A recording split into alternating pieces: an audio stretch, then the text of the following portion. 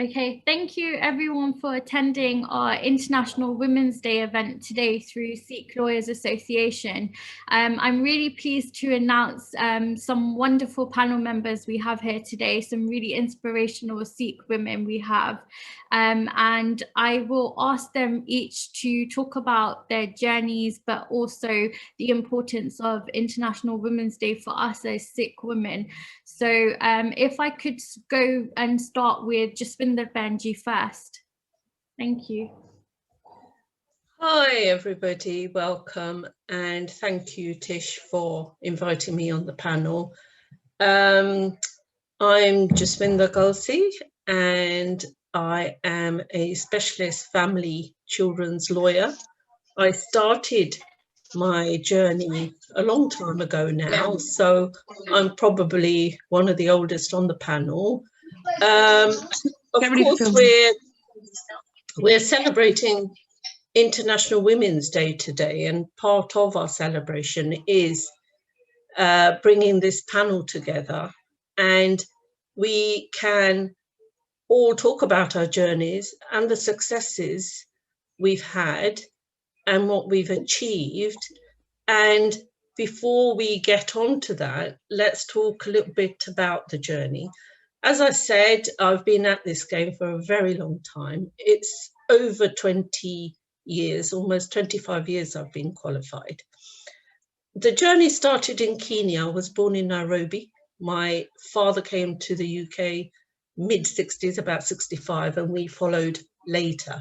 I come from a very poor background. My parents and grandparents were very poor, so it was migration for my dad to come here, seek better opportunities. So that story is very similar to, I think, most of the experiences your grandparents or parents would have had. So I grew up in East End of London, and at that time, the 70s and leading up to the 80s were extremely racist time. We talk about racism openly now, but some of the experiences we lived through were, looking back, were quite unbelievable, but we were never taught at that time to speak up and challenge. Now, one of the themes for International Women's Day is choose to challenge. So the story obviously was we grew up in a system which we were the minority in East London. It was skinhead country, National Front country, and that in itself was a struggle. But, you know, we worked hard. We all studied very, very hard because that's what our parents wanted us to do. So at 18, I didn't have a clue what I wanted to do. I went out to work. I worked for a city insurance company, day release, typical story, but I still didn't have a clue what I wanted to do, but I kept on passing my exams. No, I don't come from an extremely academic path. I wouldn't never call myself extremely academic or bright, but I happen to be very good at studies. I happen to pass all my exams. So when I was in my 20s, I decided to go back to university. So I went into law in my 20s, went to my local down the road uni. It was a polytechnic back in the days. And after university, the law students were expected to go to College of Law or bar. So I went off to the College of Law in Chancery Lane, London. Didn't have an absolute clue about it. It was a very, very not very divert place at that time. And there was a huge division between the top university students and the bottom end of the university students. So it was an absolute disaster. And then I had the traditional, very, very arranged marriage. But and it was something I think ladies of my age were expected to do, that is, do what your parents tell you to do. Some of my early influences, and I think looking back on it, to why I then chose to become a solicitor, was that even in the early 70s, when, you know, after we'd settled here, I remember the murder of a young Sikh girl in Barking. Her body parts had been found in local various parts of the country. And I remember the police coming to our homes to check identity of my mother and the passport. So that's one of my earliest memories of a woman, a young girl, being murdered by her father. Her father was eventually convicted of her murder. And then over the years, we had this challenge of racism. At university, my biggest influences were, it was the age of apartheid. So I was often involved in that, challenging apartheid, challenging animal rights and all that area. And then when I qualified, we had 1984 Sikh genocide in Punjab. So that was a huge influence on, you know, challenging and fighting for our rights. But so we're talking mid-84s now. So I then had the very arranged marriage. I didn't pass my law exams first time around because it was a world that university never, ever prepared you for. I got married, moved to West London to Southall, and I didn't give up the fight. I went to work at a local law centre. I started doing voluntary work at a now famous law centre called Southall Rights, which was then my journey to my future career. Great place, volunteering, campaigns against racism. It was Southall recovering from Southall riots at that time. And then I went to work as a paralegal for lots of firms, anything. I did anything I could, whether it was interpreting for the local ladies at hospitals or interpreting for the ladies at the local law offices. And then I had my children, I had 2 kids, I still worked, I still went to night school. And then the time came for me, because I had put my name on the waiting list to go back to College of Law. So I then knew it was my sort of one chance to go back and do something with my life. During my 5 years of working as a paralegal, I also went to night school to do the legal executive, and I eventually qualified as a fellow of the Institute of Legal Executive, which gave me the motivation to go back and pass my solicitor's exams. So I went back to a much better College of Law at Lancaster Gate, where it was more welcoming, more mature students, more diverse, lots of support. And I was pregnant then during the course, including a class of about 12 other pregnant ladies. And I was 8.5 months pregnant when I sat my law exams, and miraculously I passed. So that gave me a huge, huge confidence. But obviously I could not have done it without a team of my parents, my in-laws, the husband, looking after the children when I was off at night school and College of Law. But that's not to say I played an equal right. You just have to be so determined, so hardworking, and a routine. And anybody can tell you how tough these law exams are. So after my law exams, I qualified immediately because I didn't have to do the training contract for 2 years. That was a huge advantage. So I've worked, I've never taken a break. I never took maternity leave. I just filled it up with other things to do while I was having my children. So I've worked for West London, mostly in the West London area. I did most of my training at a very, very small firm in Heston. My boss, again, one of my biggest influences, taught me to challenge everything. Whatever I was doing, whether it was personal injury, general litigation, I had the chances to work at the High Court. He would send me off before the masters at the bench, just not knowing, not having an absolute clue of what the hell I was doing, but he just would force me to do these things. And again, looking back, it was such a great experience. And I laugh at myself sometimes because I had no clue how to dress properly. I had no clue how to speak properly. It was a whole different world, and I just did what I can, and I guess I did well because he kept on supporting me all my way. I then worked for about 11 years for a firm in Brentford, where most of my work comes from. legal aid was really good at that time. Huge care work, some criminal work. With legal aid came care work. With care work came some incredible cases. And I think some of my most incredible cases fell into my lap.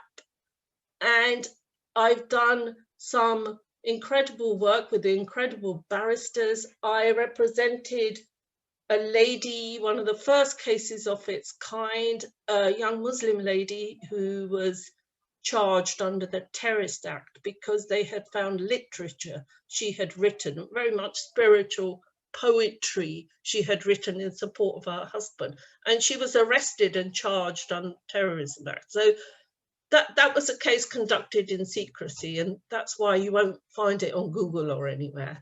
But yeah, these journeys, and I can only be grateful for the fact of being in the right place, right time to do some of these cases. And with the support of my bosses, it's been an exhausting journey. I've had lots of struggles. Some of the struggles I've had have been with the family. Parents, I have felt, are supportive because they want their daughters to be educated.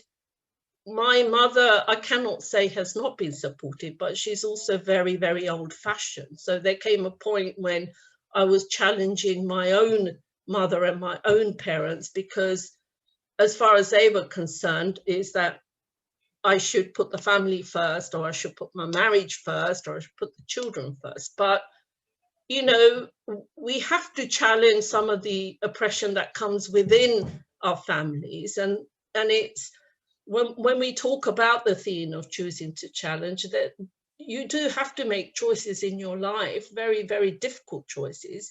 I've not spoken about some of the struggles I've been through, but they certainly have been there. I've been a single parent for many years as well, over 20 years. I've raised my children, but you know, very as best as I could. Nobody's expert in this field, but the journey I've had is you've got to put your head down, get on with it.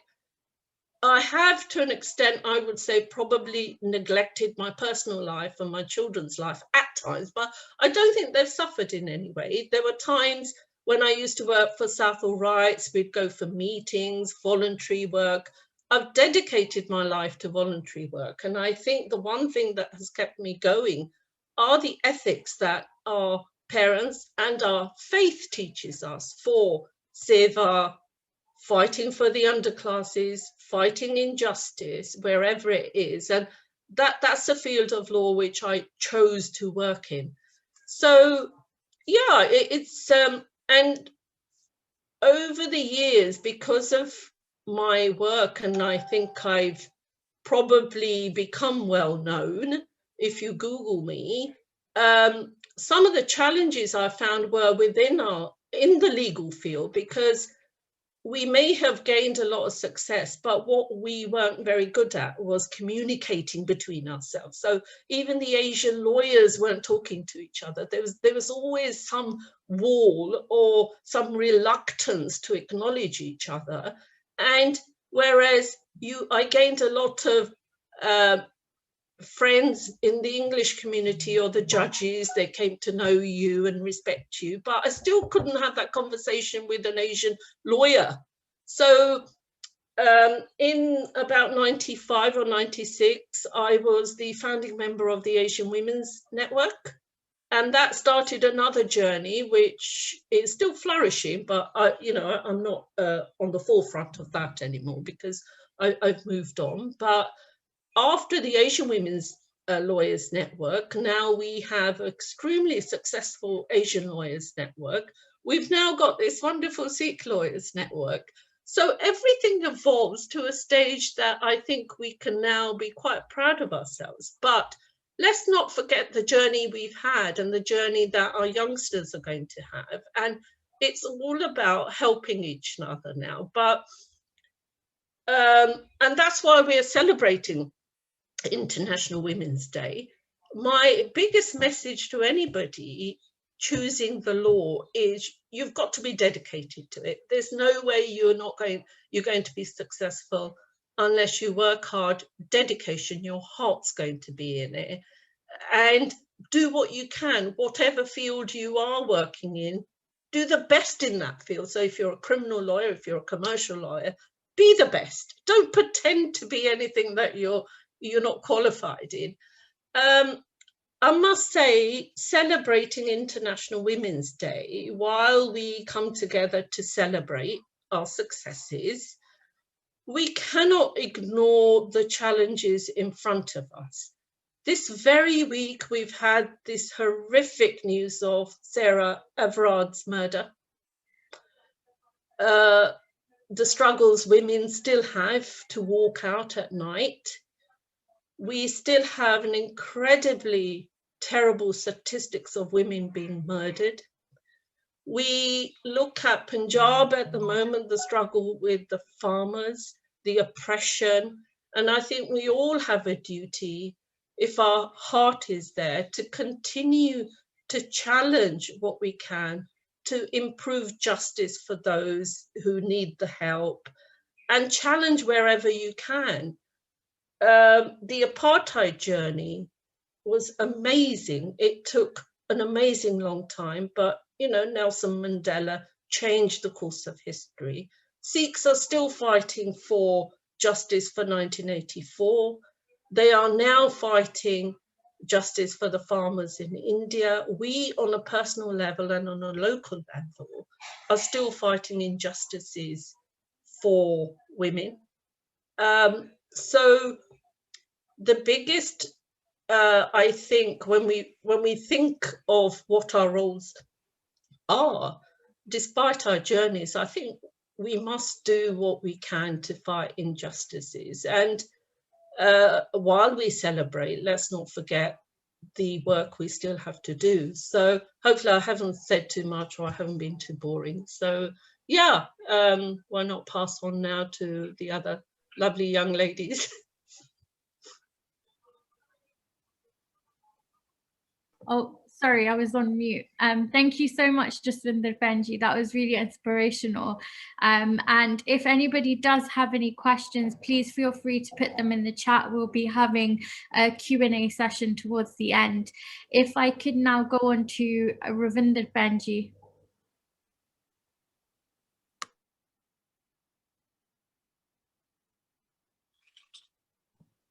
Okay.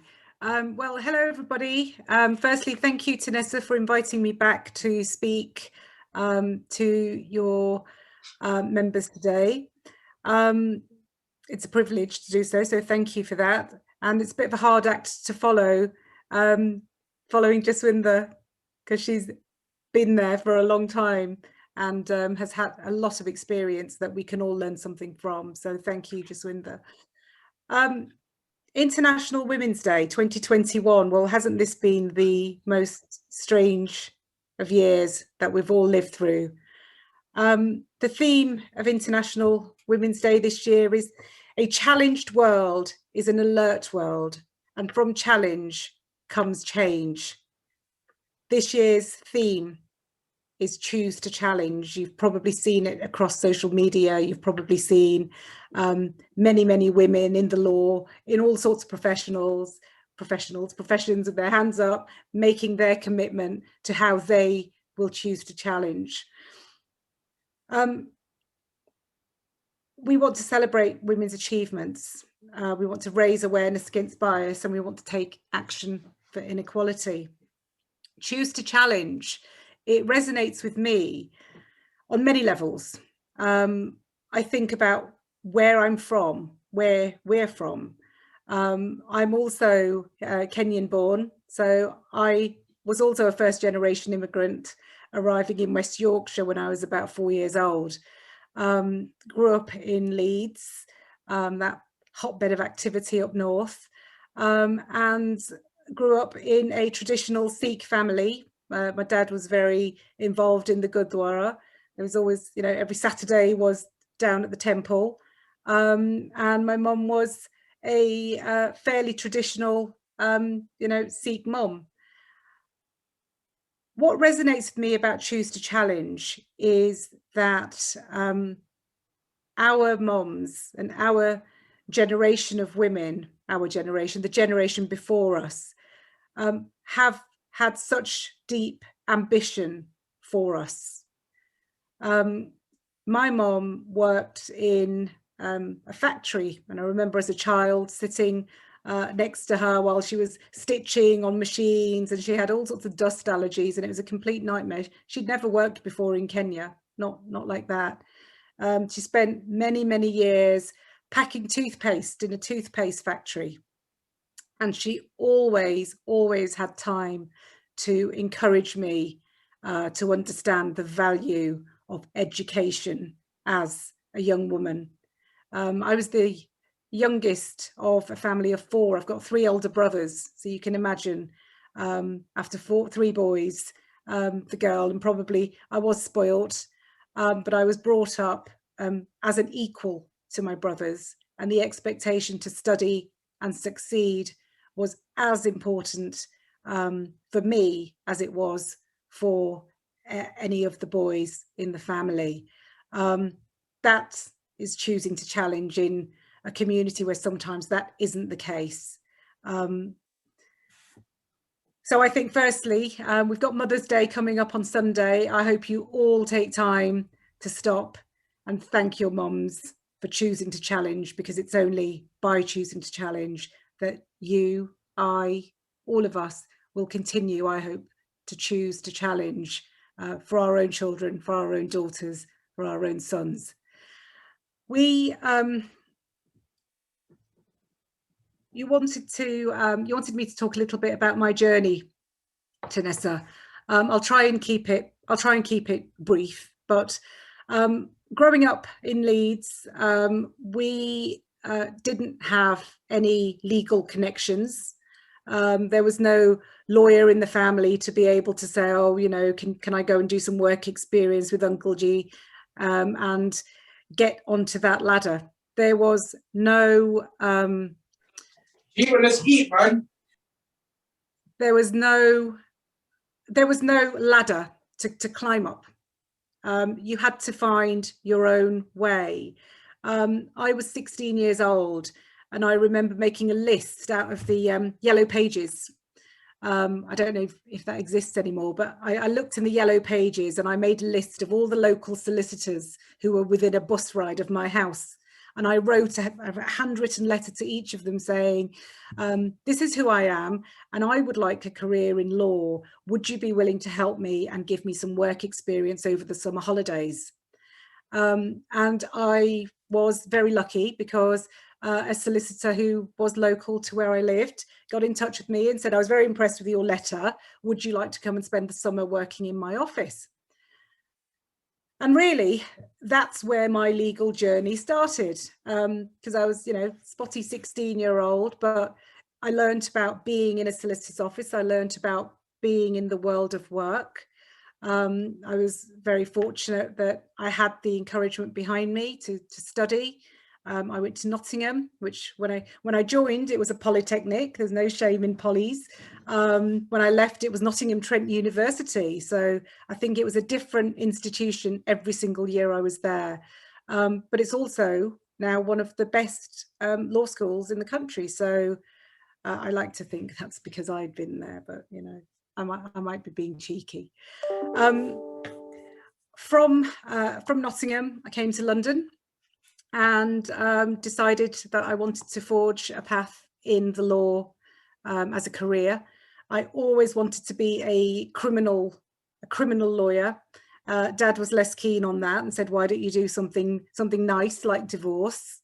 I now do half and half. I'm a criminal advocate, and I'm also a children and family lawyer as well. I came to London. I did my LPC at night school. I worked. I secured police station accreditation. In those days, you actually got paid properly for going to a police station. You got paid by the hour. You got paid for making phone calls, and you got paid for getting up in the middle of the night and doing the really important job that we were doing. It's much harder for you guys coming up through the ranks now, especially in crime. But crime is a vocation. So if you want to do criminal law, pretty much everybody who does it will tell you, you are never going to be rich. You are never going to make a fortune, and you're going to work incredibly hard. It's all true. But I can also say to you that you are never going to enjoy your work as much as if you are doing this job. It's the best job in the world. No day in my career have I ever started a day really knowing 100% what's going to happen. And sometimes it feels like you get on and it's a case of enjoying the ride. You'll never, ever, ever be bored. I completed my LPC. I got a training contract, which, they weren't easy to come by then. And I know they're not easy to come by now. You have to put a lot of slog in. The police station accreditation opened lots of doors for me. I was able to work for firms as a freelancer across London and beyond, making contacts. Don't underestimate the power of making contacts, of remembering that anybody you meet in the law and beyond, be nice, always be nice, and always work to your potential. It's a very small world. The legal world is a very small world. So it's a really important lesson to remember as students coming through. Don't forget anybody who you meet. Appreciate everything anybody spends time doing for you, because a lot of people are really, really busy. Taking Friday night away from our families and our other commitments to speak to you guys. I hope that it's worth your time, and I hope that you all benefit from it. It's important. So when you join this sort of thing, take advantage of it, because you will learn an awful lot from, not necessarily from me, but I can see my fellow panelists, and there are a lot of really successful, bright, smart women on here, and indeed within the Sikh Lawyers Association. So value what you have here. It's a wonderful resource. Back to my story. So I spent time freelancing, police station repping. I built a huge network. I secured a training contract through those connections. I did immigration. I did actions against the police, and I did crime. And I decided at that point that I wanted to specialise in crime. I spent 18 years as a solicitor doing criminal law. I decided quite quickly, though, that having spent all that time becoming a solicitor, that actually being a solicitor wasn't really my gig. I wanted to become an advocate.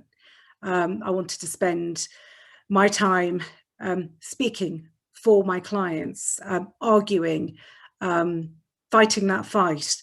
And so I chose to leave my job within a very well respected human rights firm to go freelance, and to become a solicitor advocate in days when people didn't really become solicitor advocates, and they certainly didn't go freelance. But that was what I chose to do. I secured my higher rights of audience, and I became a Crown Court solicitor advocate. There were lots of challenges in that, because solicitors were not always taken seriously, especially in the earlier days, as Crown Court advocates. If you weren't if you weren't a barrister, then you weren't a proper advocate. You weren't as qualified, or people thought, well, you weren't as good. And the only way to challenge that, and to choose to challenge that, is to show that you are, and be confident with it, and be confident in your own ability. I eventually got married. Don't worry, Tanessa, you've got lots of time. But eventually I got married at the ripe old age of 35. I have two young children. I've got a 7-year-old and a 12-year-old. I've got a daughter who I like to set a good example to about the importance of working hard. I think my kids may turn out to be barristers because they love to give me good arguments. When my son was about 2 years old, I decided that it was time to actually commit myself finally and truly to the advocacy, and I cross-qualified and became a barrister. I joined 33 Bedford Row, which is where I practice from now. It's a mixed common law set, and it gave me an opportunity to not just do criminal law and Crown Court advocacy, but also to learn and develop a family law practice. So my split now is about 50-50, and it's a challenge. It's a challenge and a curse sometimes, but it's really important work, and it's really meaningful work. And as much as I love crime, I have developed a passion for family law as well. Quite different in many ways. The advocacy is completely different. I'm sure Jaswinder would agree with that. You know, in one crime, you're saying, yeah, prove it. In family law, it's a completely different. You negotiate and you talk and you discuss and you come up with ideas, and the actual advocacy is less important. It's different, but it's an amazing way to develop two different skill sets. I've been very lucky to have had a great practice. I'm really happy in my chambers. It's a very diverse chambers. We've won awards for diversity. Not all of the bar is so diverse, but every time I see another woman who looks like me standing up and putting her wig on and starting to speak, I do a silent cheer and a silent dance, because it makes me so happy. And I think we should all be there for one another. And I think we should be there for the future generations and the younger women and men who are coming through, because we have to keep that ladder down, and we have to help to keep those young people coming up, choosing to challenge in our own ways every day. Thanks, Tanessa. I think that's all I have to say. Thank you so much, Benji. That was really inspirational. If I could now move on to our next panel member, Kavita. Benji. Hi, good evening. Just welcome to everybody, and thanks for joining. I can see that there's lots of people logged on, and I think that's really great to see as well on a Friday evening. And thank you to Tanessa for obviously the invite, honoured to be here. I've got a very hard act to follow, and the ladies before me are exceptional and inspirational. So I'm hoping that my journey is going to resonate with somebody. First of all, International Women's Day. Women, we should be celebrating each other. We should be embracing and inspiring each other. We should be supporting each other. And I think that a lot of women are embracing that, which is good to see. But International Women's Day, with regards to the theme, I think choosing to challenge, I actually love that theme this year, because a lot of the words choosing to challenge are personal to me in terms of the journey that I've been through. I grew up in quite a small town in Staffordshire, and when I was younger, my parents asked that question as well, you know, what do you want to be when you grow up? And, you know, I went through the whole, I want to be a hairdresser. My dad said, no, try again. I said, oh, I think I want to be a beautician. And he just looked at me and said, no, that's not happening either. Then one day I came home because I'd spoken to my careers advisor at school, and I don't know if there's still careers advisors, but in those days there were careers advisors, and they used to just tick boxes for you, really. They didn't really give you advice, in my opinion. And she said to me, oh, I think you should be a nurse. So off I went home and I said to my dad, oh, I think I should be a nurse. And he said, really? You don't really have any patience. And he said, you're so aggressive at times. I don't think the patients would like you. Another big tick from him, and sort of like disdainfully looking at me to say, you need to go back to basics. So I thought, okay. I came home and I said, Dad, I want to be a lawyer. He said, fantastic. He said, let's see what you need to do. Let's do this. He said, my daughter, the lawyer. I said, okay. I said, is this for you or is this for me? He said, no, it's for you. He said, because I don't want you working the way we've had to work.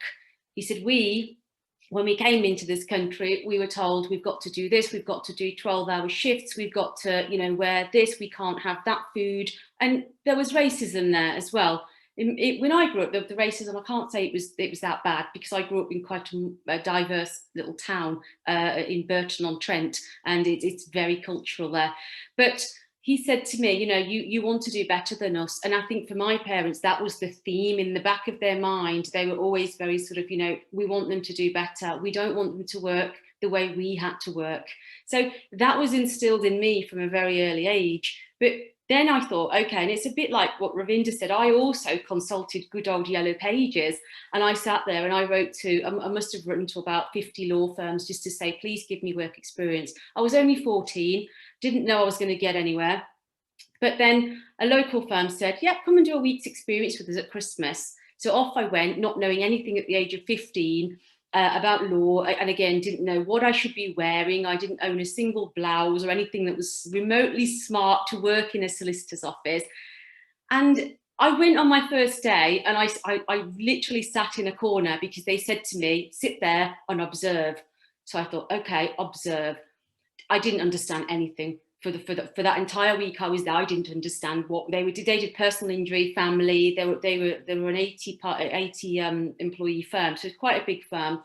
I sat there, took my little notes. Then at the end of my week, I said, "Can I come back?" I said, because I did enjoy it, but I didn't really understand it. Anyway, they said, "Yeah, sure." From the age of 15 to 20, I actually went to that same firm every 6 weeks holidays. And then when I was 18, I was 16 and a half actually, to support myself, I worked in a biscuit factory at night time in Ashby, McVitie's. That's what I did in the evenings, because my friends would say to me, why do you waste your time? You give your time free for 6 weeks from 8 a.m. to 6 p.m. and they don't even give you a sandwich for your lunch. And I used to say, it's not about what they give me, it's about what I'm learning. I said, because when I do go to law school, I want to stand out. I said, I want to say, I know what a legal aid application looks like. I know what, what the court is local to Nottingham and Derby, for example. So I carried on going and going whilst my friends more or less, scolded me for it. And I wasn't really, I think they thought I was a bit of a fool really, because I was doing all this free. And my mum actually thought the same. She said to me, why don't you do a day job? Because at night time you work in a factory and in the daytimes you're doing this. I ignored all of them, as you do. When I turned 18, it was time to go. So I went to Manchester. That's where I went. Oh my goodness, did I experience discrimination? This is the best kind of when you look back, because I come from a very large family. So my mum's got 4 sisters and a brother. My dad's got 4 sisters. So you can imagine each one of those have got children who have got children and so on. So when my dad said to my extended family, yeah, Kavita's going to university, she's going to be a lawyer and she's studying. And they said, what do you mean she's going to be a lawyer? And he said, she's doing some LLB thing, and when she comes home, I think she's going to qualify. And I said, no, Dad, doesn't work like that, if only. So I said to him, why did you tell people? He said, because I'm proud. He said, because I want them to know that nobody in my family has ever gone to university. None of my cousins, none of my uncles, my aunts. So I was the first one to go. Do you know what they said to him? You shouldn't be sending your daughter to Manchester. You shouldn't even be sending her to Derby, which was only 10 miles away from where I lived. And my mum and dad said, why shouldn't we? And they said, A, she's got to live away. What if she goes out? Really? Then they said, she's going to bring shame on you. She'll come back pregnant. And my parents just said, you know what? I don't know what world you live in, but I want my daughter to be out there. I want her to succeed. And somebody actually said to him, well, you know what? You should just teach her what we've taught our daughters. She should just marry a lawyer or a doctor. And my dad said, he said, no. He said, my daughter is going to be the lawyer. She doesn't want to marry a doctor or a lawyer. She's going to be out there doing it. So I felt really encouraged. I thought, you know what? Thank God I've got parents who are willing, who are choosing to challenge back in those days. This was 23, 24 years ago. So off I went to university, and what I noticed was the discrimination and the sexism that I encountered from my own extended family. The cousins that I grew up with, the cousins that I used to hang around with, the cousins that I used to go to, you know, like in those days, right? I know I sound old, but I'm not that old, but we used to go to, there's a place in Derby, Markeaton Park. We used to go there for free concerts, like Chesney Hawks and things like that. People like that used to come. And, you know, I used to go, but as soon as I went to university, guess what? None of them spoke to me. When I used to come home in holidays, nobody spoke to me. None of these cousins once said to me, what did you do? What did you get up to? How was it? Nothing. When I graduated, I got a 2-1. I mean, you know, it's good. I achieved what I achieved as respectable, you know, classification. And I came back home. I wasn't pregnant. I didn't shame anybody. I came back and I held my own. Those same people still haven't spoken to me once and said, congratulations, you passed your law degree. And their daughters are still, now this is the ironic thing.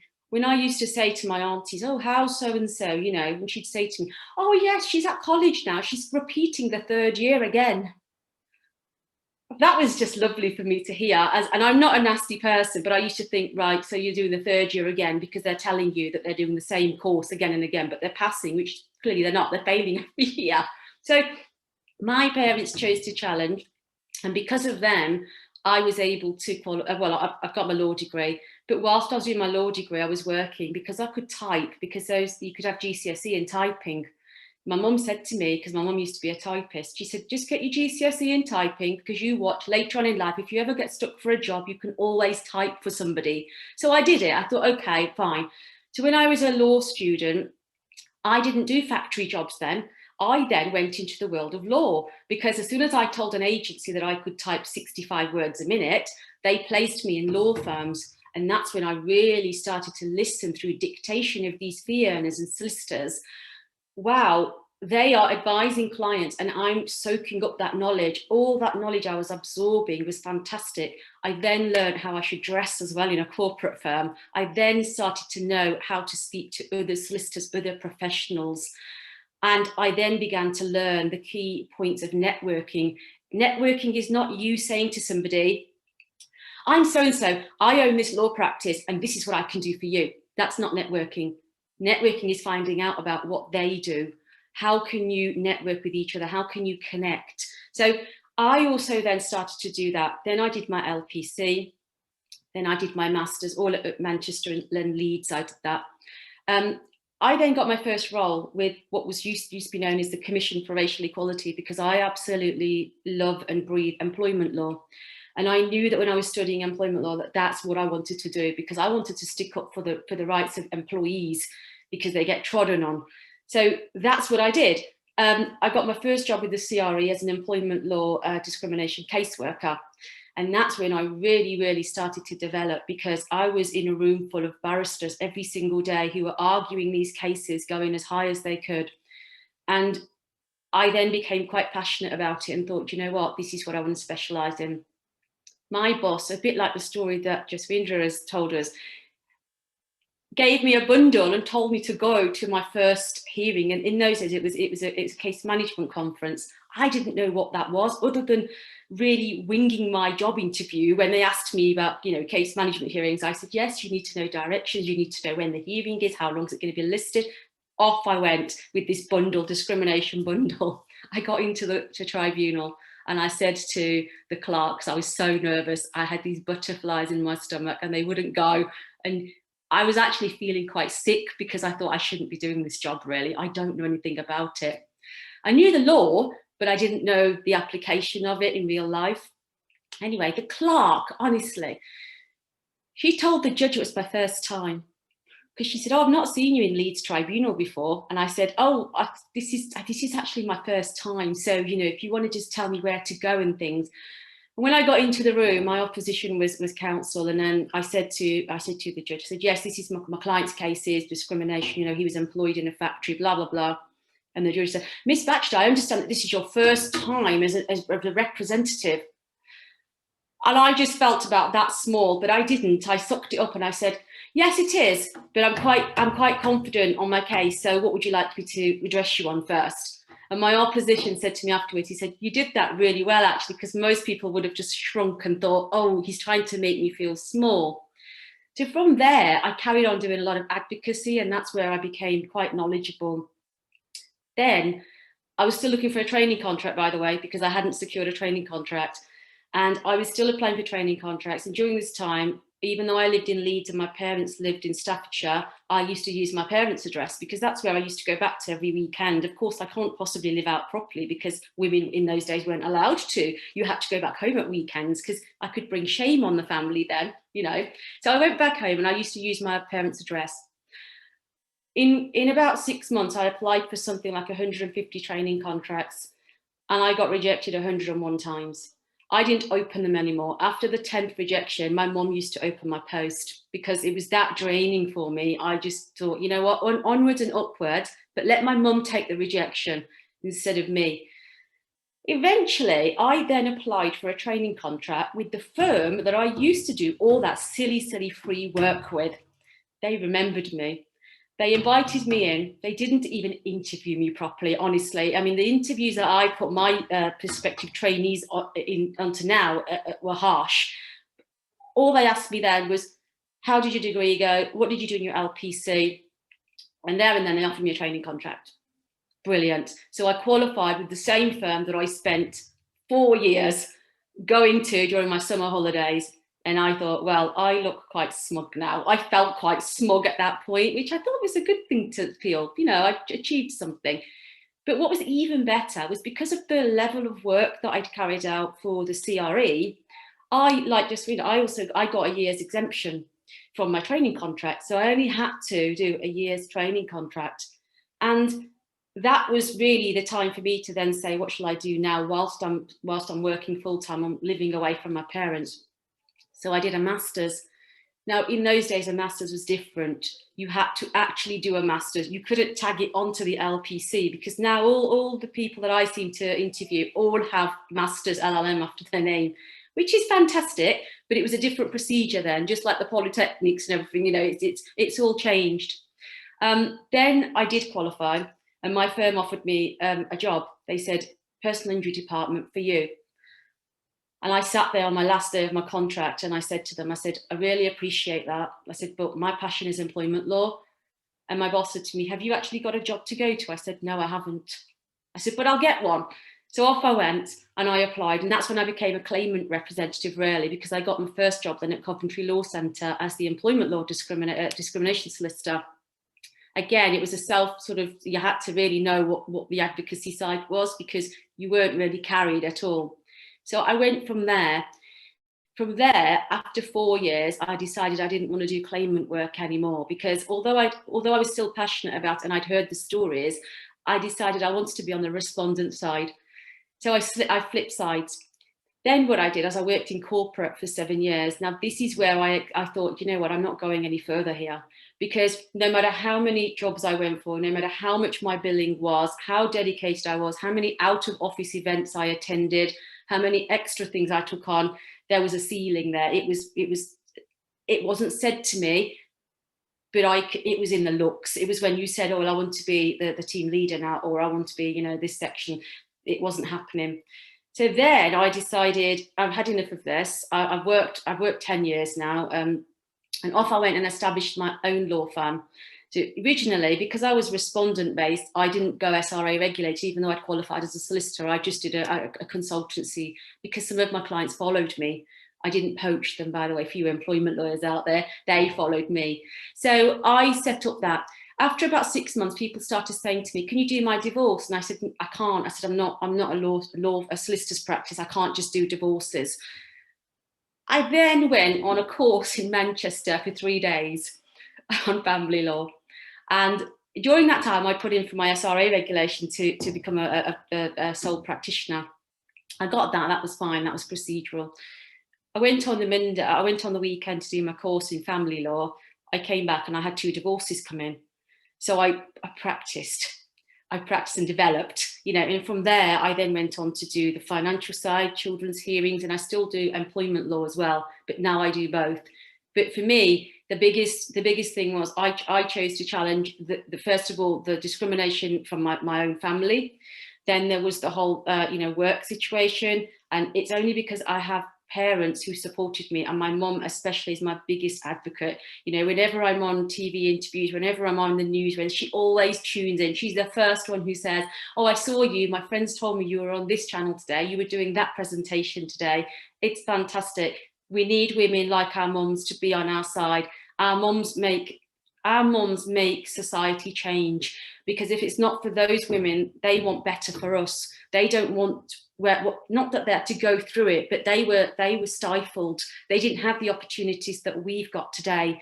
We've got the opportunity to keep pushing. And I also want, you know, the young ladies, older ladies, all Sikh ladies and men, to keep pushing to get there. But that's, for me, that's my journey really. When I established my own practice, it was amazing, because now I employ staff as well. I've won some awards, which again opened some doors as well, because I networked with some amazing people. It wasn't about what I could get from them. It was more or less what I could learn from them. And I've learned a lot from people who inspire me along my journey. But I just want to say that, you know, International Women's Day, yeah, it's something to be celebrated. I know I'm running out of time. I know I'm being pinged. I will go, but just keep on it. And, you know, don't always focus on what's it going to give you. My biggest message is what can you learn? What can you give to other people? And that is part of the faith as well. It is about our seva. It's not all about what you get. It's not about how much money you're making. It's about what are you contributing back. So I'm going to stop because I am out of time. Thank you so much for that, Benji. That was, again, really inspirational. And I think some of us can relate to some of the stuff you said in that as well. So thank you for that. If I could move on to our final panel member for this evening, Puneet, Benji. Good evening, everyone. Thank you also to Nessa for inviting me to speak. And I just want to start by saying, wow, I'm inspired. If nobody else on this call is, it was definitely useful for me to be part of this, because everything I've heard, it is far more inspiring, I'm sure, than what I'm going to tell you about my journey that was somewhat more recent. But the struggles that you've all gone through, where you are now, the hard work you put in, just goes to show how it pays off, and how you reap rewards of what you put in, but also being so grateful and remembering those that got you to where you are, and I'm sure support you. As Kavita, you've just said, your mum saying that she's her and her friends are watching you, or they've seen you, that still gives you the happiness inside. And those are the things that push us. So my story is quite similar, although I'm born and brought up here. I'm one of three. We didn't have solicitors or barristers in the family. And my brother and my sister, I'm a middle child, but my sister lives in New York. She's in sales and my brother's in finance. So everybody did different things. And our parents never said, really, this is what we want you to become. They never asked my sister or I to be treated, or had anyone treat us any differently. It, in fact, probably put us on more of a pedestal than our brother. And I'm sure he'd say that. We've never had to cook, clean. They've just said, look, do what you want to do, and do what makes you happy, but do well at what you do, and try and give back. And my dad was, he came from a small village in Punjab, and his father passed away 3 days before he was born. And so his mother brought them up in those times, in what was very difficult, being pushed by her late husband's family to remarry, and her saying, no, I will, with the land, I will do what I can. I'll put in the hard graft, and I will educate the boys. And she did. And my uncle, who was, he's older than my dad, he decided to stay in India. He's involved in politics, and my dad decided to be a police officer, and he was in charge of a police station in New Delhi at Tilaknagar. He got married to my mum by coming here, stayed here for a few years, but was actually in Delhi in post during the riots that went on in 1984.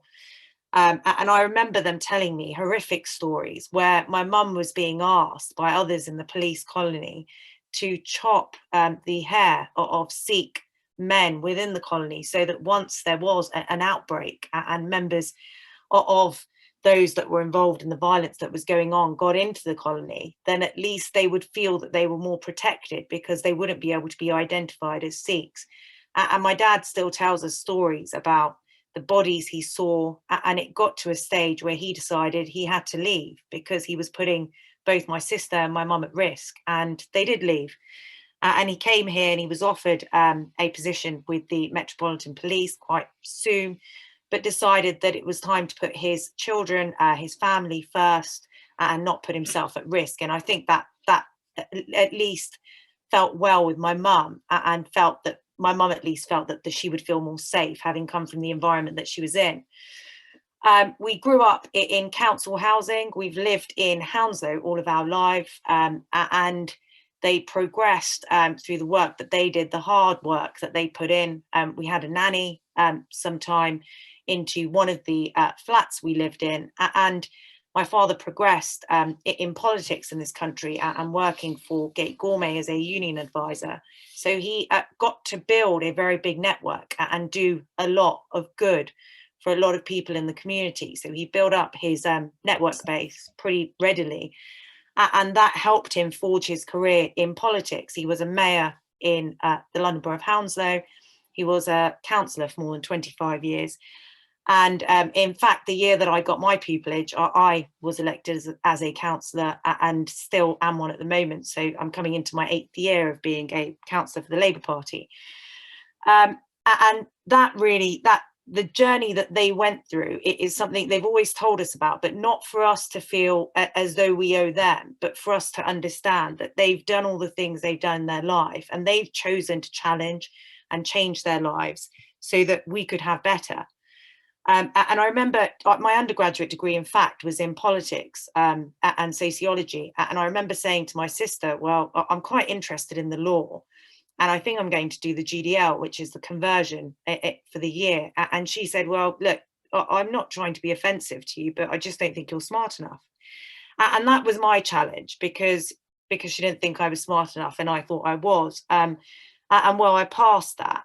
But the problem arose, having done that and having done my bar exams, what I was going to do next. I was lucky enough to start law reporting for the ICLR. And so I was based in the RCJ, and I was building my network base pretty quickly. I took advantage of all the programs the Inns offer, the mentoring program, the interview schemes that they offer. And I then decided I'd do a master's at King's in criminology and criminal justice. After my master's, my excuses for continuing to study and not work were running dry. And so I decided I needed to now start working properly.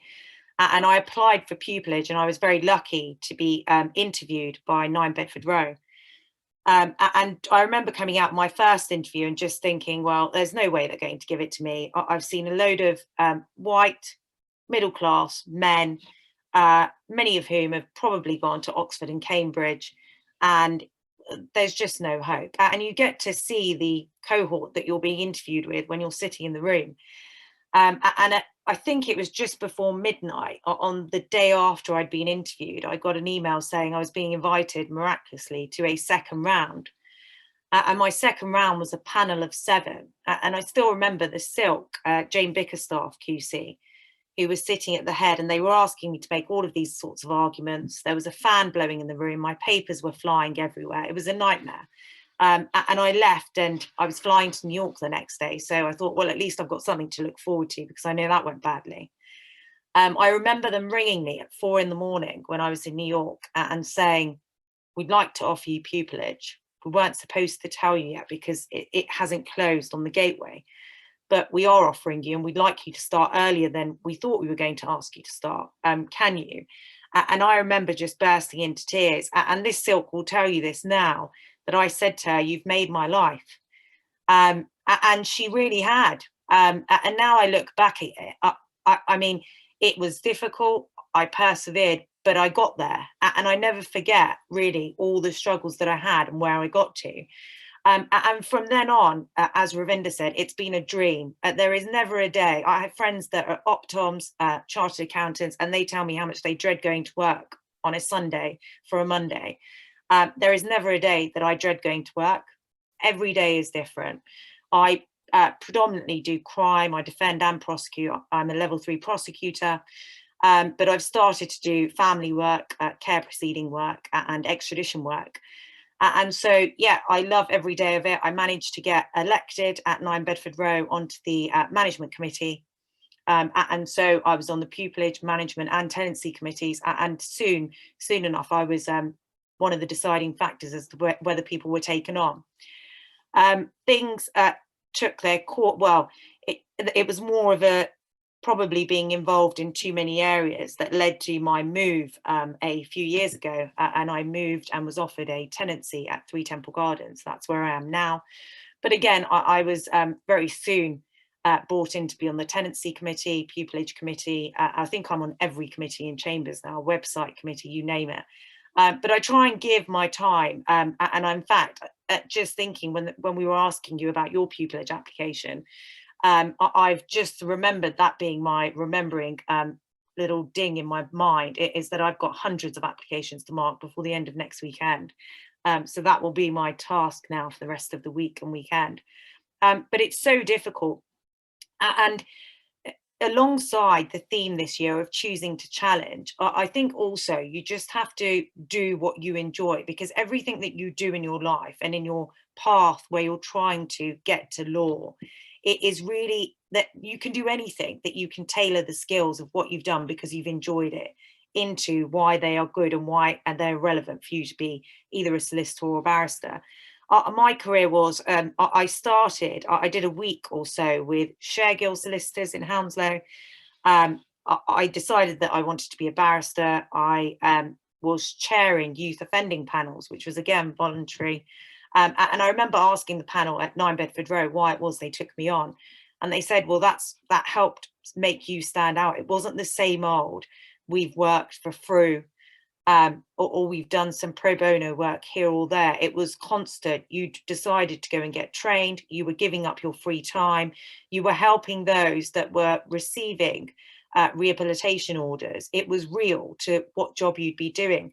And I was one of the first years after they stopped taking pupils at 9 Bedford Road that they then started again. I remember when I just got tenancy, which was after a 12-month pupillage, my first trial was a Section 20 grievous bodily harm. I found a solicitor who really was fond of me, the work I was doing, and very soon into my tenancy gave me a terrorism case involving ISIS. It was a 6-week case at Kingston, and I was allowed to choose my own leader. So that already gave me a platform within Chambers, because I was saying to them, well, look, I've got you a leading brief and I've not even had to make an application. And touch wood for me, I've been able to not only be good at the networking part of it, but I've made some really good friends along the way. And I can see, in fact, one of my instructing solicitors is part of this call today, or Zoom call today. And I know she was very interested because she saw the advertising on Instagram. But I've made friends that it's outside of work, and we have lots of fun together. Yes, we talk about cases. That's part of what criminal barristers or any barristers do. And that's our way of socializing, because we can have a debrief after a really stressful day. But each of the people that have been significant in my life, whether it's my grandmas, whether it's my mum, my aunts, my dad, they've all said, as I've grown up, challenge, do something, make a difference. And I'm lucky enough to be able to do that, not only locally in politics. I was part of the planning operation into Nishcombe School, which is a Sikh school in West London. And I remember speaking up in front of a committee of I think there was 600 people sitting in the room. And before I was at the bar, there was people with placards outside, and I was on the planning committee. So I'm able to make a real difference. I'm able to help people that need help. I do a lot of legal aid work, but you have to continue to want to challenge and choose the challenge. So it may be difficult now when you're thinking about pupillage or training contracts. It's the beginning of what will be a difficult, rewarding and enjoyable journey. And I look forward to meeting you all along it. I'm sure you'll all get there. It happens. It will happen when it's right for you. Keep working hard, and thank you again. Thank you so much, Benji, for that. I think we have some questions in the chat. So if I start with the first question, So if each panel member perhaps wants to give their opinion, if they have one on this question, what do you think are the biggest obstacles, specifically South Asian women wanting to pursue a career in law? So whoever wants. Okay, shall I go first? Yeah. Shall I go first then? I don't think there are any obstacles for you if you want to pursue that career in law. You can do it, and if that's your choice, if you want a career in law, do it. But I think perhaps the obstacles you might find are within your own family or within your own wider circle, or other people telling you you're not going to do it, or your family telling you you're not going to do it. And we've heard from most of the family panels. If you've got a supportive family, then great.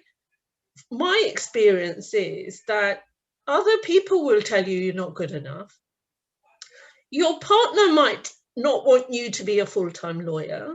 They may want your in-laws, your own family, your partner may tell you, don't do this full-time. Your family must come first, or don't bring your core. This is not, the home life is not your core. Or a lot of people used to say to us, "Apni vakili karna leke aa," or "Who the hell do you think you are? You're trying to impose your vakili on us." And, you know, other ladies who are not supportive. You go to court and Asian barristers don't talk to you. You go to, not anymore, because I find judges quite pleasant, but judges who might not want to know anything about cultural issues of your case. Or I think mostly the obstacles may be from your own circles that are telling you, but you can have a balance, you can do it all, but it takes a lot of hard work and dedication, and you will get there.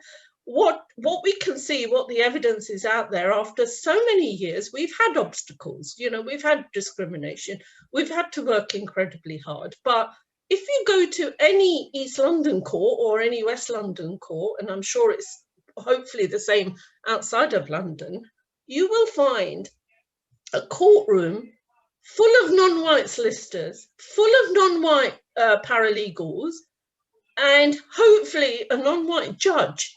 But the starking difference is that the first seat, the QCs, will be white, but that is changing. So really, it's wonderful to see Asian women judges on the bench.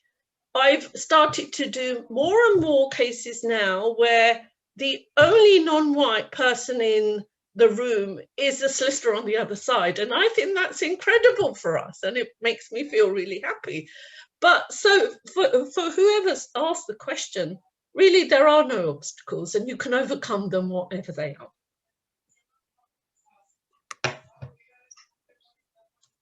Anyone else on the panel want to add anything?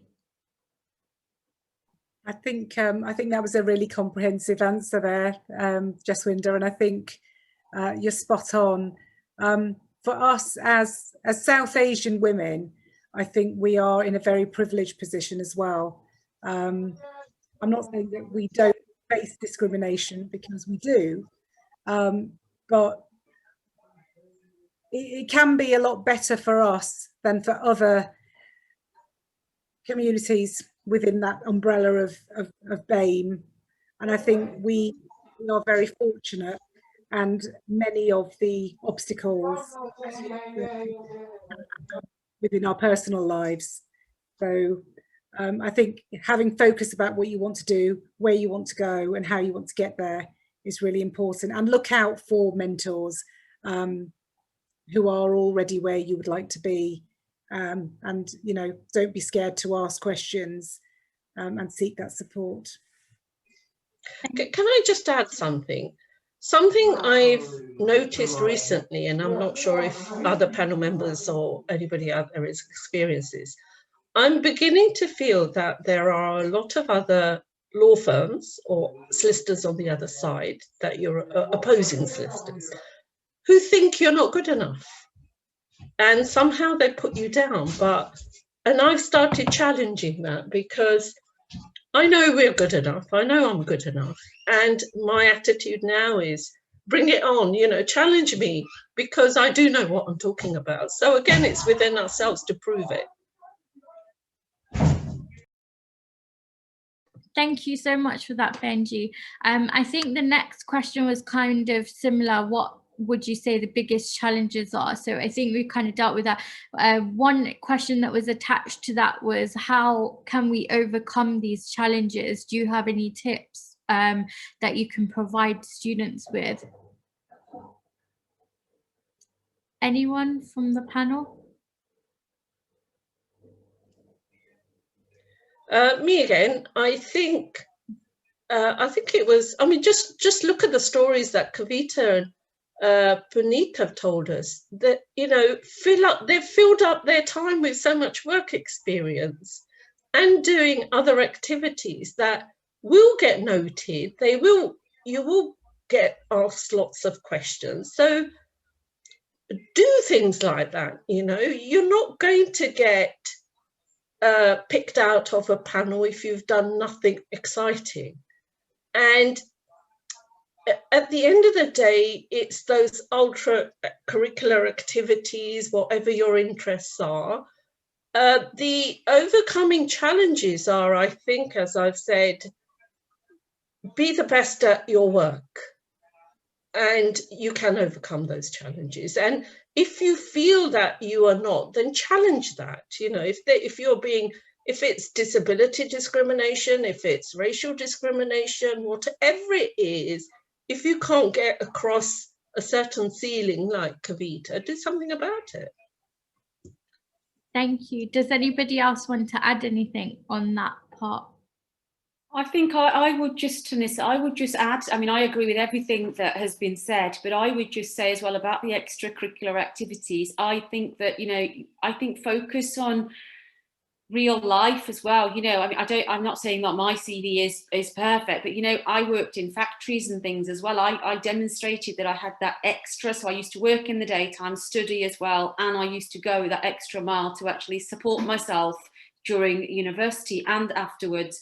And if I couldn't get a legal job, although I was quite fortunate in that sense because I did all the work experience, but I used to go and work. So that showed an employer that, you know, this person is still working, even though she's not doing anything legal, she is actually putting that extra in.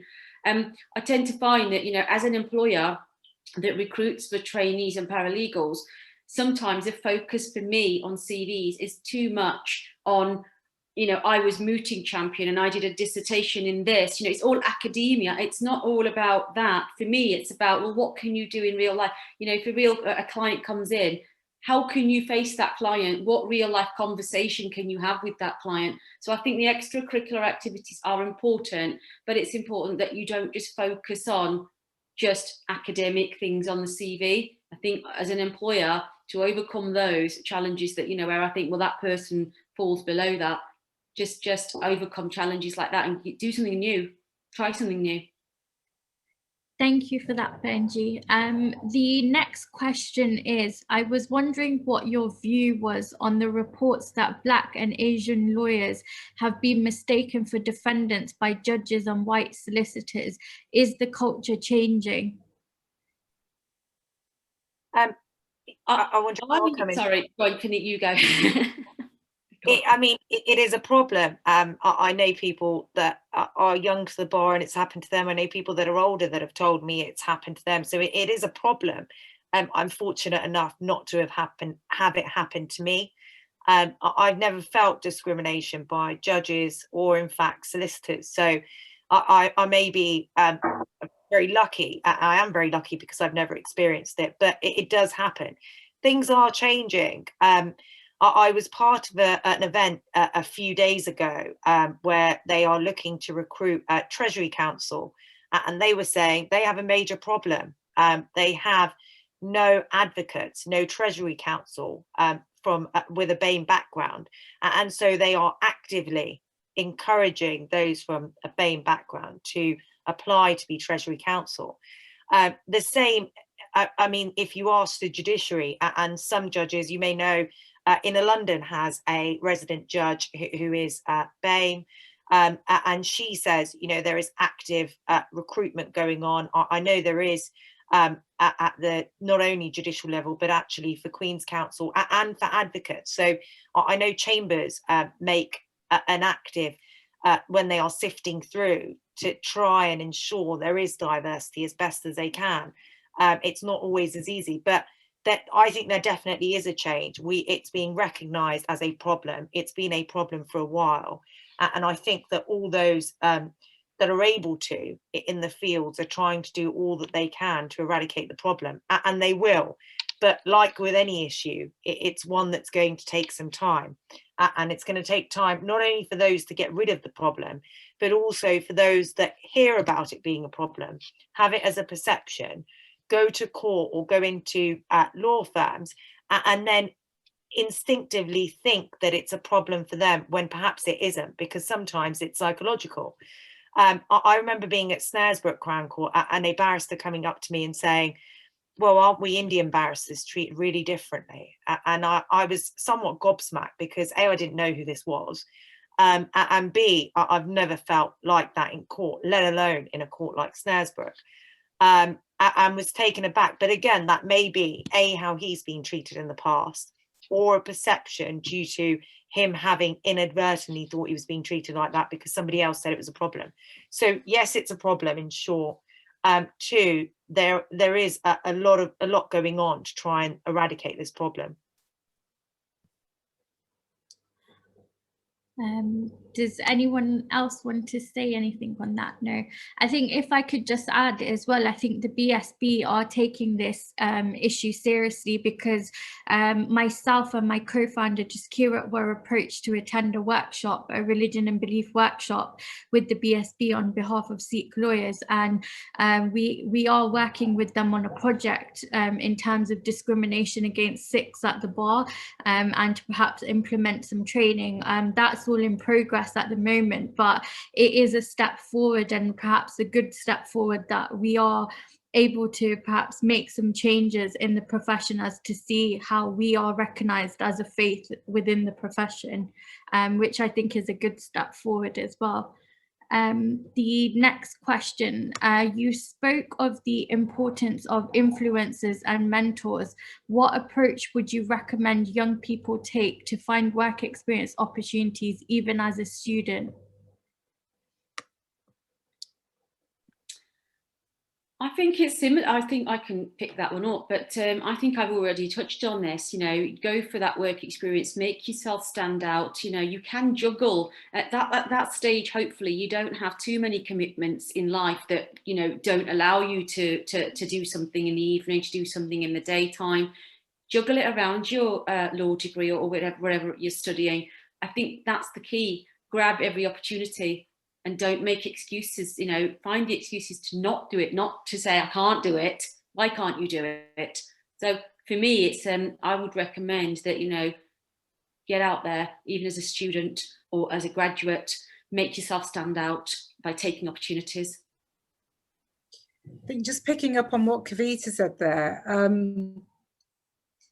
when you approach people, I'm approached quite often on LinkedIn by students, by people who aspire to a career in the law, and I will be approached by people who know, oh, you know, oh, Ravinder's a lawyer, let's ask her. And I'm always 100% happy to speak to people, and I'm always willing to share what I can and share my knowledge. Something to be aware of, though. When you ask, the hypothetical, you ask me or any of my sorts of colleagues and peers for our time, that is our time, and we are gifting it to you because it's important. So please value our time. Please, if we don't call you back, it's not because we're not ghosting you. It's because you kind of need to stay on it, because you need to come and just remind us, because we do get very, very busy. And I know that if as a student or a potential you want to come and do some work shadowing with me, you've just got to be persistent, because I will do it, and I will find you a week or two in the diary for you to come and do that. But if you just call me once and then just assume that I'm going to remember, or keep trying to contact you to a time that's convenient for you, it's not going to happen. So be persistent. You don't have to stalk me, but just general persistence, and keeping yourself in my mind is a really good way. And I'm making a bit of a joke about it, but I did the exact same thing when I was starting out, and I was given an opportunity. I was introduced to somebody in a very prominent firm in London. He was a senior partner. I went in to have a chat with him. He said, keep in touch. And I literally used to pop in every couple of weeks, literally turning up and saying hello. Every week, every couple of weeks. And something happened as a result of which he lost a trainee in that cohort. He had a year's paralegal work that needed to be filled. And the first person he called was me, because I had been persistent. And as soon as he thought I've got a gap, he knew that I was going to pop in the following week, because I was like a broken record turning up. You've got to just keep being persistent, but it will help you.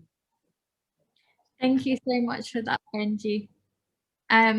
Another question we have is, do you have any tips on how to change specialisms, please? I would like to explore this further, but coming up against the glass ceiling and family conditioning to not take risks, especially when I cannot point to anyone else who has tried. Thank you. Tanissa, I actually have done this because I am by background an employment lawyer. I had to then take that risk because I set my own practice up, and in order for me to supervise trainees and other solicitors, I needed to know what the law was, and I switched from employment law to dealing with family law and wills and probate. I think the key thing here to take away is, first of all, it is a risk, because you've got to, I would advise anybody to keep maintaining your existing practice area of specialism, so employment law for me, because you've got to work and you've got to keep building on that, but also get trained properly, go on some courses, to sort of just get really involved in your new area of specialism that you are going to go into. And again, you might not be able to have work experience because that's not always possible for everybody. If you're working full-time in one practice and you want to become a family lawyer, you can't just go and say, I'm going to go and have a work experience in the firm down the road, because that's often not how it is. But I think they need to take that on board, carry on doing what they're doing, but in the evenings or in their own time. It's a bit like if you want to do a master's or a notary course or something, you've got to put aside so many hours and say, right, I'm going to be studying this for 2 hours a week. But then slowly start to, the way I did it, actually, I think I did, when I did family law, I kind of didn't really charge very much either for my first few divorces, because I thought I need to learn. And I told my client this, I said, I'm not very experienced in this. You're welcome to go to another practice. And they said, no, we'll go with you, And I think that builds your confidence up as well. I'm not suggesting to anybody dabble, and I'm definitely not saying be negligent, but I am saying, have your faith, put your confidence in yourself. And as for family conditioning, I'm sorry, but tell them you're not conditioned that way. You don't have to be told what to do. Who accepts that now? Nobody. Take the risk. This is about you. Do it. That's what I say.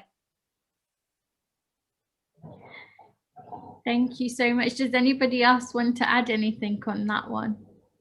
No? So the next question is, how do you successfully manage a thriving career and balancing family life? If everyone wants to take turns to answer this one. Yeah, I'm sure often I can be described as a swan, so I'll be serenely floating along, but underneath I'm paddling. Pick a good husband, ladies. Someone who will support you. And mine right now is downstairs feeding the children on a Friday evening and entertaining them while I'm here spending time doing this. It's really important. I'm joking again, but in life we make choices about how we want our life to look and how we want to present ourselves and how we want to be able to do things. And having a life partner who respects what you do and appreciates what you do is really important.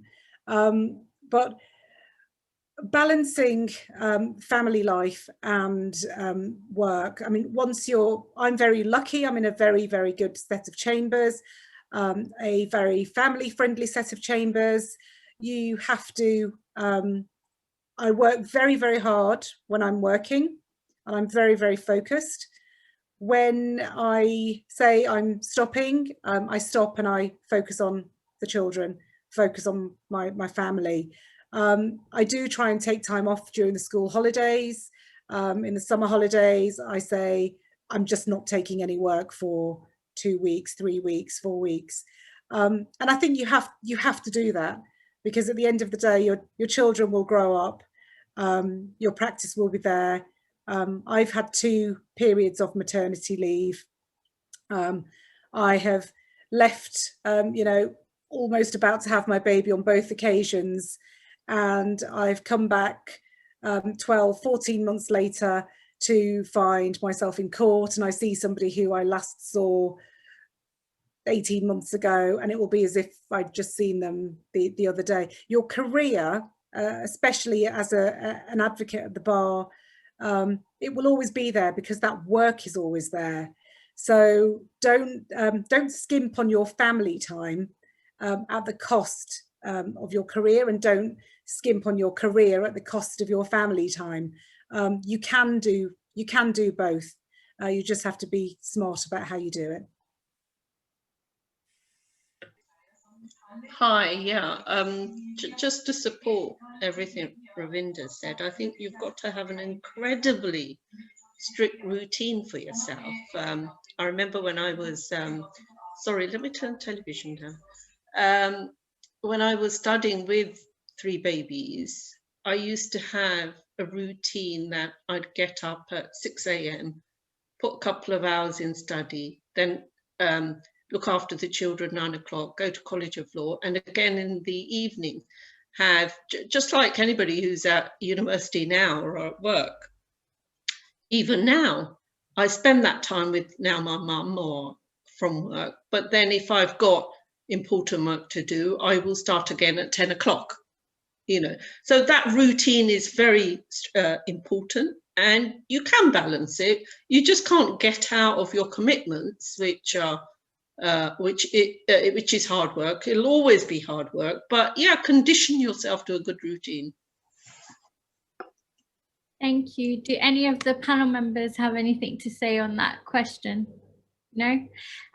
So our next question is, what, if anything, can or should we as men do to assist without slipping into dictating to women? That's come from... Look after on a Friday night.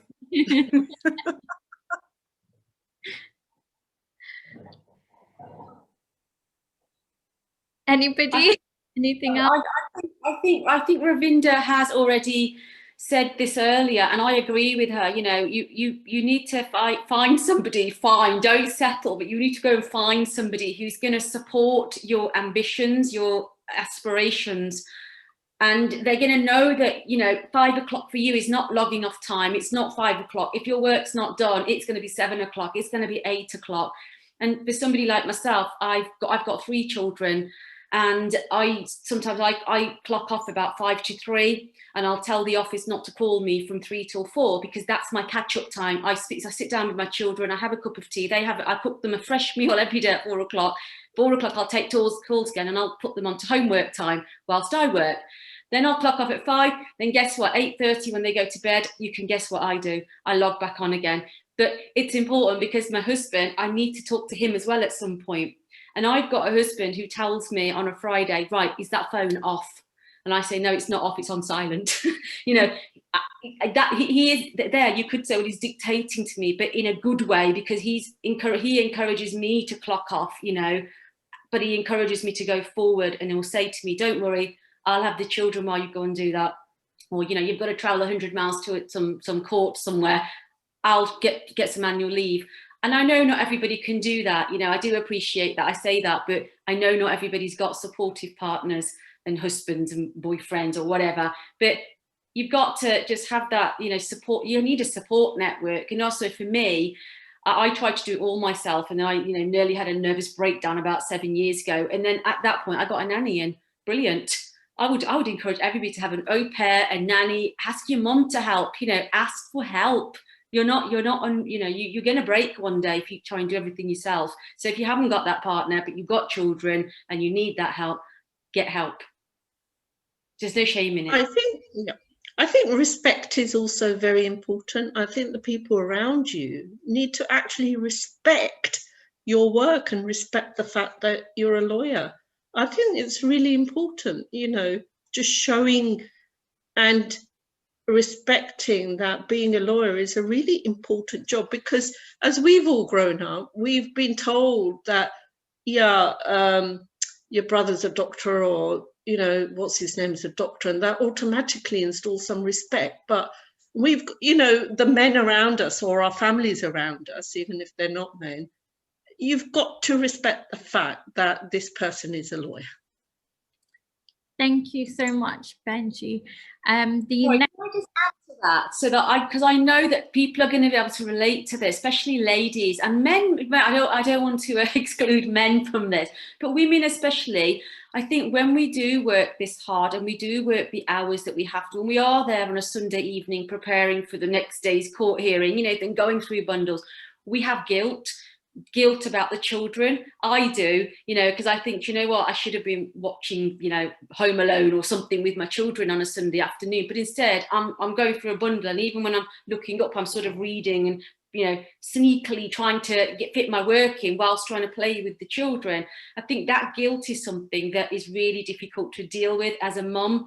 But I don't know how other people do it. But I'm just saying that, you know, don't feel guilty all the time, but it's really hard not to. And that's why you should seek help as well from people to say, just an hour, can I just have an hour of your time? But yeah. Thank you so much. Our next question is, what are your views on paralegal exploitation, especially within larger firms? I feel very strongly about this. There are too many firms who take huge advantage of young people aspiring to a career in the law. Unpaid internships, unpaid paralegal work, unpaid work experience, where paralegals, work experience people are being asked to do quite a lot for pretty much nothing. Now, I'm not talking about you know, a week or two's work experience. I'm talking about the months that some people will end up spending working in a firm for no payment at all. I think that there ought to be far more regulation around that, about using paralegals under the with the carrot of potential training contracts being held up with no real intent behind them. So I'm not sure what the answer is, but I do think it's something that's really is a serious problem, and not everybody can just work for free indefinitely while somebody decides whether they might or might not secure a contract. I think something needs to be done about it. Thank you. Does anyone else have anything to say on that point? No? So we have two final questions. One is, I was wondering if anyone has any tips on dealing with imposter syndrome.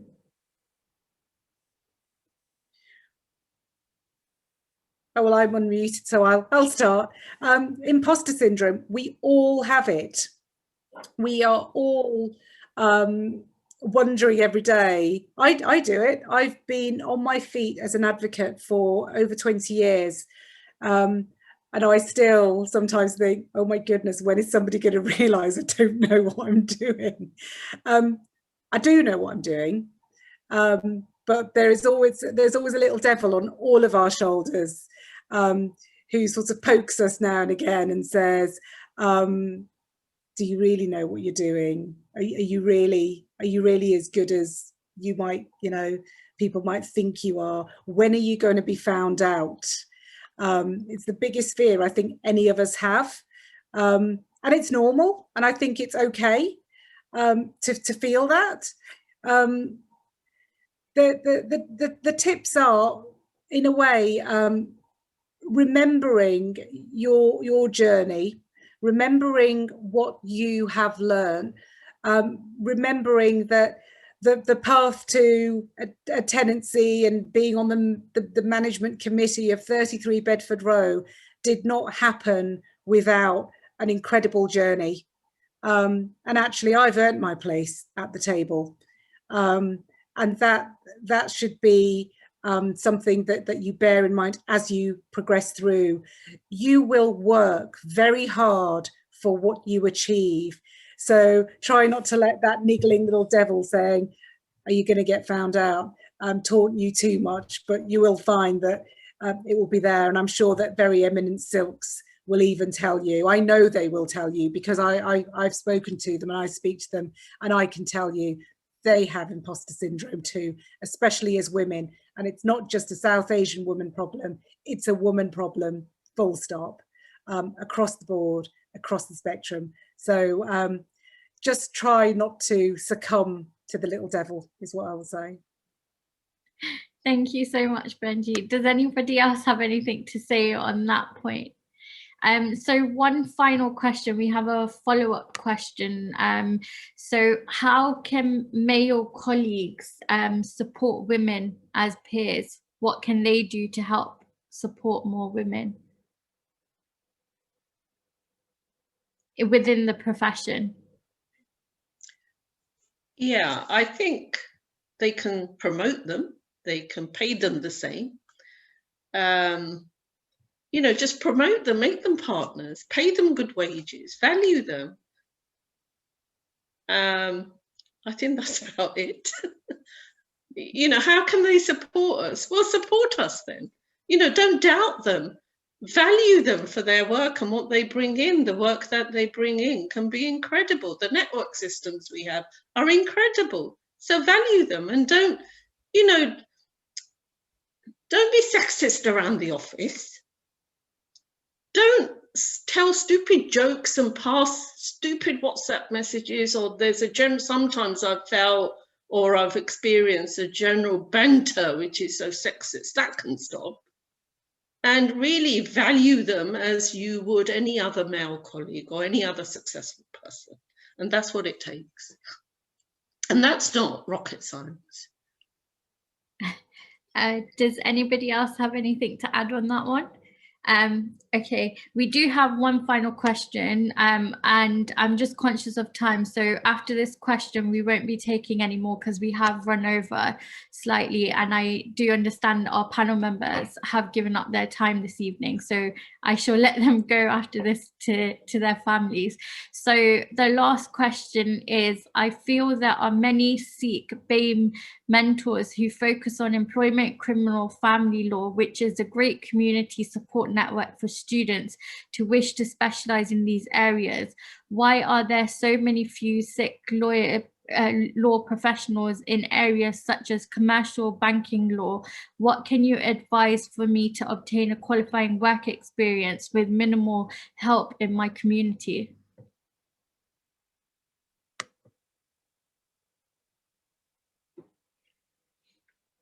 Anyone? I'm not in this area, but from my involvement with the Sikh Lawyers Association, I think that there are some avenues that people can follow. I've seen certainly a lot of Sikh men and women who are applying for city firms, commercial law firms, business banking, etc. And I know that you guys give fantastic guidance for people who are already in those positions, who are giving like a mentorship role or the mock training contract interviews for the bigger commercial firms. So I would encourage those people to contact yourselves so that you can actually then set that up. But other than that, I mean, I guess it's vacation schemes, but I haven't been in that position myself, so I can't speak from experience. But I hope that helps somebody to reach out and say, can you help me on that? Yeah.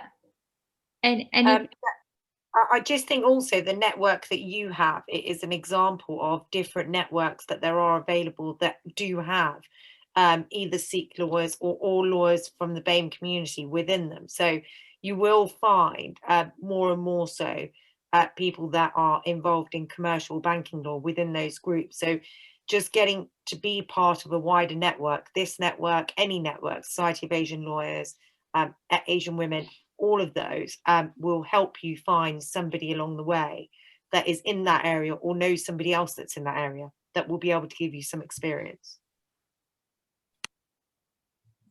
Anybody else? No.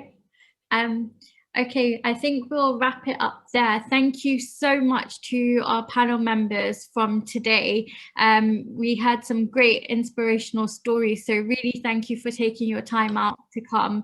And to any students who need assistance or would like to sign up for the mentorship scheme, please get in touch with us because we can allocate you a mentor. Some of the amazing women on this panel are also mentors here with our association, so please do get in touch with us if there's anything we can do.